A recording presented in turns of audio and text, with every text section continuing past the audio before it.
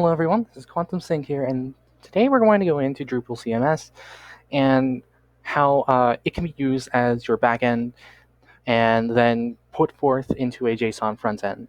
As you can see, this is the site, but all your information is going to be held in structure, in the content. So what you set up is that you set up a content type, and that will end up being one of the types of content you can make, and then you can go from there. It gets put into this list here where you can make something of that type. Go back to your site and you just look here. There it is. And it'll all be displayed here. Simple enough. So for our three content types that we'll be looking at, I have our patient, geographic location, and our hospitals. Simple enough. And so what happens is that well, let's first talk about how you're even meant to read this to begin with. Let's take a little comparison and have tertiary, why not? It's the first thing on the list. So right off the bat, we have type node patient. That is essentially, their content type. That's their node here. And so you have your title set here, your creation date, when it's been changed, or if at all. And then you have the fields that we fulfilled, and you can see it represented back in here. Another thing to note is that obviously there are some things I didn't fill in, such as your pre-existing conditions and symptoms. So that gets set to null, as you would expect. Same thing with the database if you just didn't have anything in there. Because I did set it as an optional field, so it won't even have a display here.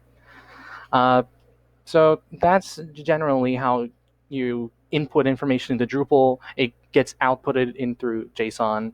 And so with headless development, you have your API, which is going to be Drupal in this situation. This is the application you're using to talk, quote unquote, with JSON. And so that gets your front end and your back end speaking with each other. And so they can effectively communicate, and you can end up having, display data. It's what you're going for in the long run anyway. And ultimately, it's important to note that the way it communicates is a little different from what we've done with WordPress, of course. You put in block, it put in thing, you see it. It's great. Obviously, there's more going on in that little blockchain, and as we saw with the data last time, it's stored inside that SQL database and that big-ass comment in Gutenberg anyway. So here, you can display all that information through JSON, and it just outputs, and you can see it, and it's great. Drupal's pretty cool. It's got its complexity, but I would say that it is very much worthwhile. Starting it out wasn't too bad, I'll say, but getting used to how it works is effective, actually. A big thing I'd like to say, of course, is that when we relate these inputs, you have to kind of think about what you're doing, because everything goes somewhere and comes from somewhere. And I think it's nice to kind of have that idea when we talk about headless development.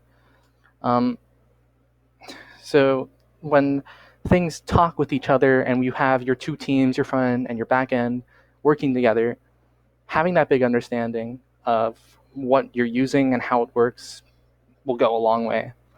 And I think that is probably one of the best takeaways I can get out of this. I may not even be going into web development, but this has definitely been an interesting creative sequence. I had a lot of fun.